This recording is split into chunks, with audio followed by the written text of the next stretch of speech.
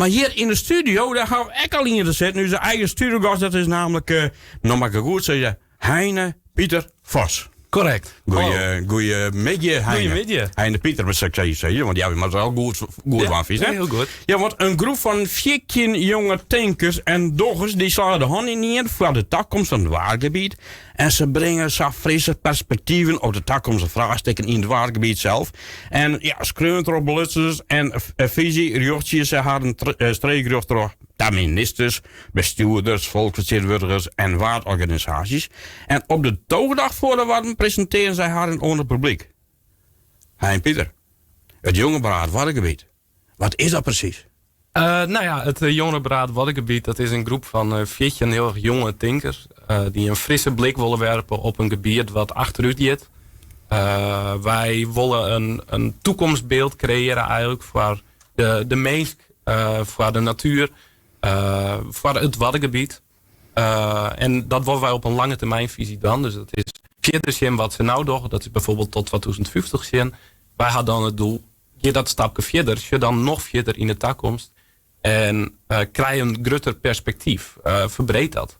Ja, want die hebben dus een toondag gewoon. En weer dat eigenlijk, wat is het? Dat de presentatie van het beraad of zo? Of? Ja, het is een soort ontmoeting met alle initiatiefnemers, maar ook de ondernemers, de natuurliefhebbers, verschillende ministeries en organisaties die al je belang hebben bij het goede welzijn van het Waddengebied. En dat is gewoon een ontmoeting geweest. Het is geen waar krijgen wij te maaien.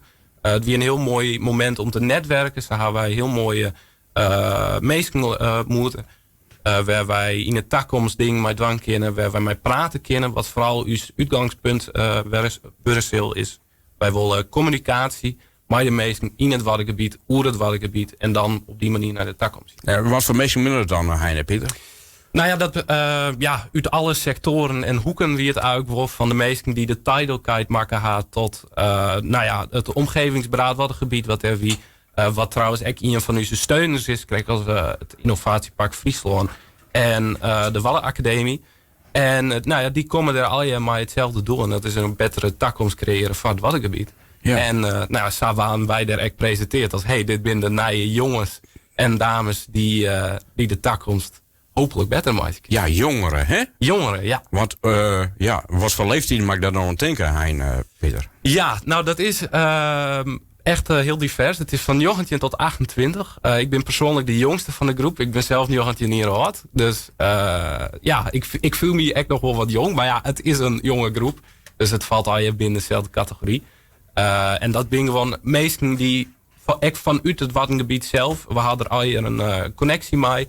Zo hadden wij bijvoorbeeld ook een juf van Ameloon. Die zit erbij. Een famke die had de leefde op Schiermonnikoog gevonden. En die went het er nou. En die had hier echt belang bij het Waddengebied. En de verbetering daarvan. Ja, waarom dan? Waarom al die jongeren dan binnen komen en let's say van... werd die stem aansluit mij nam bijvoorbeeld in de gebeuren? Dat is wat doel. dat is de hoop dat uw stem jet wordt. Wij gaan relatief korte levensduur natuurlijk.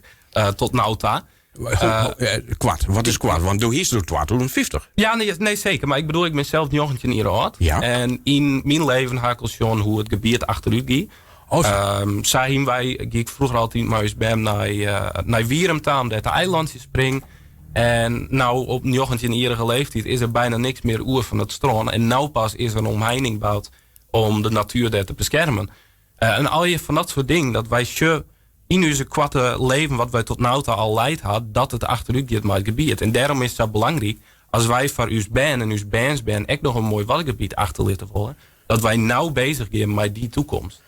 Dus dat is eigenlijk je missie? Ja. Samen bezig? Ja, en dat is, uw missie is echt om gevraagd of ongevraagd advies te leveren. En het ongevraagde, dat vinden wij natuurlijk het allerleukst.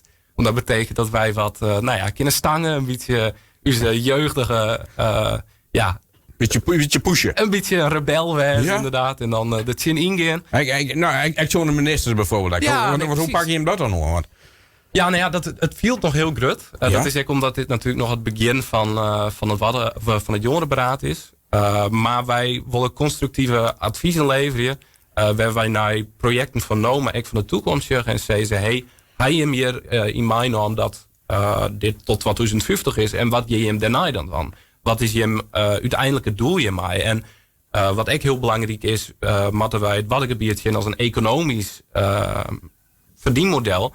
Of moeten we het zien als de natuur dat het nou is en dat zou behoren. En wat moet daar dan prioriteit in krijgen? Hoe kunnen we daar balans in creëren? En dat wil we al die organisaties bepraten. Dus het is heel wat op stapel voor je. Ja. Je krijgt het druk. Ja, we krijgen het heel druk. En daar ben ik heel blij mee. Sowieso op de toogdij hebben we al ervaren dat er heel wat vraag wie. Alleen naar die jonge stem, naar die mensen die toch er krijgt wat oors naar zien. Het wie heel enthousiast en ik verschillende organisaties die zo uitnodigen gaan om daar op werkbezoeken te komen of langs te komen om te zien hoe zij de dingen nou doen. En bij deze we nog je mensen die nou hier naar luisteren en die dit zeggen en zeggen van hey, dat lijkt het dus echt wel leuk om met die mensen in contact te komen. Neem contact op. Wij staan altijd hier voor leuke gesprekken. Al is het onder de keukentafel of al is het over het Waddengebied zelf. We vinden het altijd leuk en we kunnen er heel wat van leren. Ja, want elke keer is eigenlijk wel van jong en oud als ze ideeën hebben of hun, nou ja, bijvoorbeeld hun uitgewaasjes. Zoals ze een beetje misschien vertellen wat hun net zijn of zo. En dat die als ware misschien later als een oplossing komen in zijn geheel. Zo maakt het eigenlijk zo? Ja, nou ja. We hier een beetje een verkeerde opmerking maken op die toogdag. Want we hier zijn, we willen eigenlijk in de Griekse hieren ingaan. Nou, dank je hoor. Ja, nee, maar dat is vooral het idee van het beleid van nou, we voeren meesten die dat beleid net meer direct ervaren zullen. Nee. En wij zijn de generatie die dat nog wasje. En Usban en Bansban die zullen toch helemaal ervaren. En daarom proberen wij nou verhoringen te maken die een mooie toekomst bieden. Ja, Michel voor u voor hoe het met de natuur stelt is natuurlijk. Ja. En hoe het eventueel worden kan, had ik geen actie ondernomen werd. Ja, precies. Het is best wel alarmerend dat op de dag van de toogdag had meneer Arno Brok de staat van de Wadden presenteerd. Daar bleek uit dat van de 92 van de 238 indicatoren die houdt aan dat het Waddengebied verslechtert. En dat is gewoon heel alarmerend. En dat vinden wij vooral als jongeren heel eng eigenlijk. Dat wij zo'n mooi magisch gebied, want dat is het eigenlijk, verliezen kennen. Omdat er in het verleden of in het nou verkeerde beslissingen maken worden. Ja, dat proberen wij hopelijk nog te verrooien. Ja, zoals ze zeiden, de jeugd had de toekomst. En Jim had eigenlijk de toekomst. Hè? Voor je Michel hoe het mat, eventueel hoe het beste kennen. Ja. De meesten die dan eventueel zeggen, nou, ik wil wel even met hun inviteren. Of ze mij wel in buurt komen om te praten. Welke contacten wij hebben heen? We gaan een LinkedIn pagina. We zitten nou onder de Waddenacademie. En die soort organisaties. Daar zijn al je contactgegevens beschikbaar.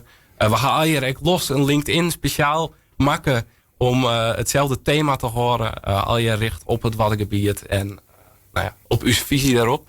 Dus wij zijn op verschillende platformen te bereiken. Dus hadden mensen bijvoorbeeld Google, je hebt op een computer jongeren, Waddenberaad of zo dan? Dan ben wij zeker te vinden. Ja, en dan staan wij hier om met die mensen in gesprek. Nou, Heine Pieter weer. Echt een heel interessant gesprek. Ik tegen dank als hij in de studio komen woest. En succes echt met de toekomst. Dankjewel.